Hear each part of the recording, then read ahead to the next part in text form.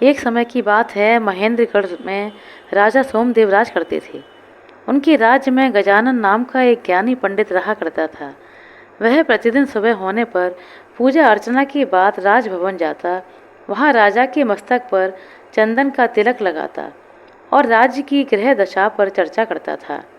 बचपन से राजा सोमदेव की जादू के खेलों में रुचि थी। वे स्वयं भी थोड़ा जादू जानते थे। वे अपने कद को छोटा करके लोटे की नली से बाहर निकल आते थे। यह राजा का प्रिय खेल था। राजा रोज पंडित को यह खेल दिखाते और पंडित राजा की प्रशंसा के पुल बांध देता। महाराज, आप कमाल का जादू जानते हैं। इस तरह का जादू पूरी दुनिया में और कोई नहीं दिखा सकता। राजा अपनी प्रशंसा सुनकर फूले नहीं समाते और पंडित को रोज दक्षिणा में एक सोने की मोहर देते थे। एक दिन पंडित को हरदेव चौधरी के लड़के का लग्न लेकर दूर के एक गांव में जाना था। अगले दिन सवेरे तक लौट पाना संभव नहीं था। वहां से दक्षिणा की रकम अच्छी खासी मिलने वाली थी। पंडित राजा से मिलने वाली सोने की मोहर को भी नहीं छोड़ना चाहता था। पंडित ने अपने बेटे लक्ष्मण को पूरी बात समझाई और अगले दिन राजभवन जाने के लिए कहा। लक्ष्मण बहुत खुश था। बार बार मन में दोहरा रहा था कि कल कैसे राजा को तिलक लगाएगा, कैसे राजा की प्रशंसा करेगा। पूरी रात इन्हीं ख्यालों में कट गई। अगले दिन वह पिता के बताए तरीके से धोती कुर्ता पहनकर टोपी लगाकर राजभवन पहुंच गया। राजा रोज की तरह बगीचे में झूले पर बैठे थे। लक्ष्मण को आते देखकर पूछा, क्यों गजानन पंडित नहीं आए? नहीं पिताजी, आज दूर गांव में गए हैं, इसलिए तिलक लगाने के लिए मुझे भेजा है, लक्ष्मण ने उत्तर दिया। उसने राजा के मस्तक पर तिलक लगाया और लौटने लगा। राजा ने उसे टोका, अभी कहाँ जाते हो, ठहरो जरा, तुम्हें अपने जादू का कमाल दिखाता हूँ। राजा ने हमेशा की तरह अपना कद छोटा किया और पास रखे पानी के लोटे में डुबकी लगाई और फिर नली से बाहर निकल आए। कहो छोटे पंडित, दंग रह गए ना? कैसा लगा हमारा जादू? राजा ने घमंडपूर्वक पूछा। लक्ष्मण को अपने पिता की बात याद नहीं रही। उसने राजा की प्रशंसा करने की अपेक्षा कहा, इसमें क्या बड़ी बात है, थोड़ा सीख लेने पर कोई भी इसको कर सकता है। यह उत्तर सुनकर राजा आग बबूला हो गया और गुस्से से बोला, यह बड़ी बात नहीं है तो तुम ऐसा कुछ करके दिखाओ जिससे सब तुम्हारे जादू का लोहा मान लें, नहीं तो तुम्हारे माता पिता सहित पूरे परिवार को कोलू में पिलवा दूंगा। राजा का क्रोध देखकर लक्ष्मण रोने लगा। वह बगैर दक्षिणा लिए ही घर लौट गया। उसके माता पिता ने जब पूरी बात सुनी तो वे रोते गिड़गिड़ाते राजा के पास अपने पुत्र की भूल के लिए क्षमा मांगने गए, लेकिन राजा पर उनकी विनती का कोई असर नहीं हुआ। राजा ने अपनी बात दोहराई, 6 महीने के बाद सावन मास की पूर्णमासी के दिन तुम्हारा लड़का कोई अनोखा जादू दिखाएगा, नहीं तो पूरे परिवार को कोलू में पिलवा दिया जाएगा। लक्ष्मण के माता पिता रोते बिलखते घर वापस लौट आए। लक्ष्मण ने अपने दुखी माता पिता को ढांढस बंधाया, आप दोनों धीरज रखिए, मैं जादू सीखूंगा और इस घमंडी राजा को 6 माह के भीतर अनोखा जादू दिखाऊंगा। अगले दिन लक्ष्मण सवेरा होने से पहले ही जादू सीखने की चाह में घर से निकल पड़ा। रास्ते में वह एक पेड़ के नीचे रुका। पेड़ की छांव में बैठते ही उसे झपकी आ गई। नींद में उसने कुछ गिरने की आवाज़ सुनकर अपनी आंखें खोली। उसने देखा कि पेड़ से कुछ दूरी पर एक टोकरी रखी थी। पास में ही एक बुढ़िया खड़ी थी। इधर उधर से उड़कर सब्जियां, टमाटर, लौकी, भिंडी आदि टोकरी में आकर गिर रही थीं। जब टोकरी भर गई तो बुढ़िया के बिना छुए ही उसके सिर के ऊपर कुछ ऊंचाई पर जाकर ठहर गई। बुढ़िया उसी तरह टोकरी को लिए वहां से चल दी। लक्ष्मण ने अपनी आंखें मलीं। वह तुरंत हड़बड़ाकर उठा। उसके मुंह से निकला, जादूगरनी, और वह बुढ़िया के पीछे चल पड़ा। बुढ़िया थोड़ी दूर जाने के बाद हरे रंग की एक दीवार के पास जाकर रुक गई। उसने दीवार को हाथ से धकेला और अंदर चली गई। लक्ष्मण भी उसके पीछे से घुस गया। अंदर एक और दीवार थी। दीवार पर एक घेरा बना हुआ था। बुढ़िया ने घेरे पर हाथ रखा तो वे एक गुफा में पहुंच गए। बुढ़िया थोड़ा सा रुकी तो टोकरी अपने आप जाकर जमीन पर टिक गई। अब बुढ़िया की नज़र लक्ष्मण पर पड़ी। उसने कड़क कर पूछा, तू कौन है और यहाँ कैसे घुस आया? लक्ष्मण ने अपनी पूरी कहानी रोते हुए बुढ़िया को सुनाई।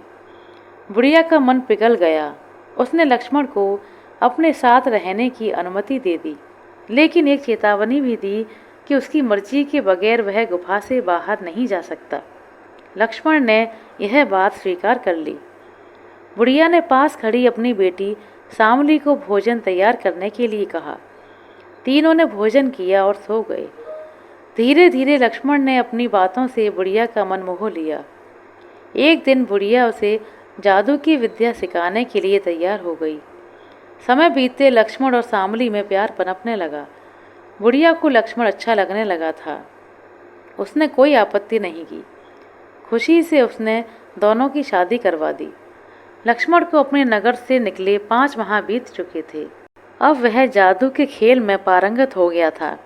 उसने अपना और शामली का तमाशाई का वेश बनाया और राजा के पास गया और राजा से कमाल का जीवन मृत्यु का खेल दिखाने की इजाज़त ली और समय पर खेल शुरू हुआ।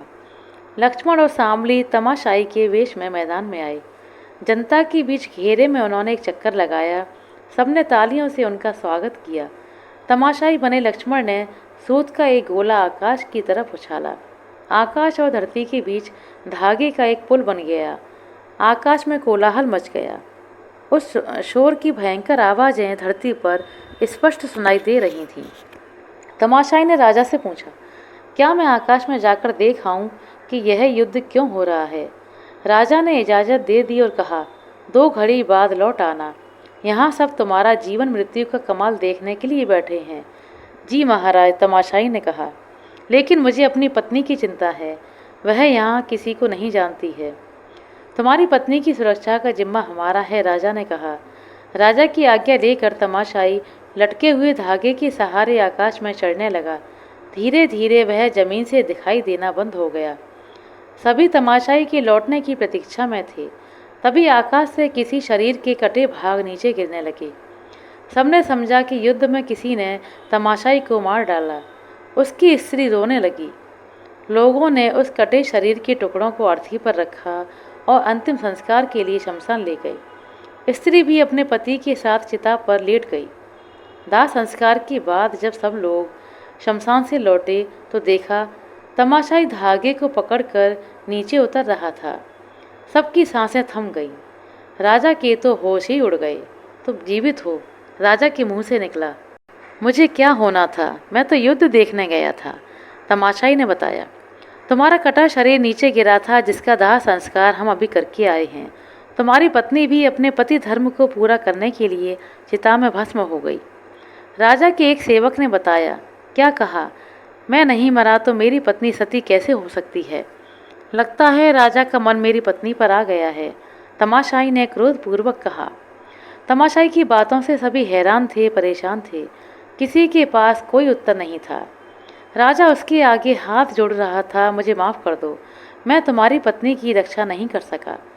राजा की बात सुनकर तमाशाई जोर से हंसने लगा और बोला, राजन, मेरी पत्नी तुम्हारे शयन कक्ष में कैद है, जाकर देख लो। ऐसा नहीं हो सकता, हमने अपनी आँखों से उसे आग की लपटों में समाते देखा है। वहाँ उपस्थित सभी लोग एक साथ बोल उठे, चलो चलकर आप सब अपनी आँखों से देख लो। तमाशाई के कहने पर सब राजा के शयन कक्ष की ओर गए। उसकी स्त्री राजा के बिस्तर पर रस्सियों से बंधी पड़ी थी। राजा उसकी पत्नी को वहाँ पाकर घबरा गया और बोला, लेकिन मुझे नहीं मालूम तुम्हारी पत्नी यहाँ कैसे आई। घबराइए नहीं महाराज, यही तो जीवन मृत्यु विद्या का जादू है। सभी ने राहत की सांस ली और हर्षपूर्वक तालियां बजाकर तमाशाई की बहुत प्रशंसा की। राजा ने तमाशाई को अपना राज तमाशाई नियुक्त कर दिया। उसे बहुत सारा इनाम भी दिया। फिर पूछा, अब बोलो तुम्हें और क्या चाहिए? हम तुम्हारे खेल से बहुत ज़्यादा प्रसन्न हैं। तमाशाई ने अपने नकली बाल और दाढ़ी मूछें हटाईं, चेहरे पर लगा हुआ रंग पोंछा और कहा, राजन, मैं गजानन पंडित का बेटा लक्ष्मण हूँ। मैंने 6 माह में आपकी विशेष जादू दिखाने की शर्त को पूरा कर दिया। अब आप मेरे माता पिता को क्षमा कर दें। राजा की आंखें छलछला गईं। उन्होंने लक्ष्मण को गले से लगाया और कहा, तुम्हारे माता पिता धन्य हैं जिन्हें तुम जैसा पुत्र मिला। आज से तुम राज तमाशाई और तुम्हारे पिता राज पंडित हुए। अब लक्ष्मण अपने माता पिता और पत्नी के साथ सुख से रहने लगा। आशा करते हैं दोस्तों आपको हमारे द्वारा सुनाई गई यह कहानी अच्छी लगी होगी। कहानी पसंद आई हो तो कृपया लाइक कर दें, शेयर कर दें।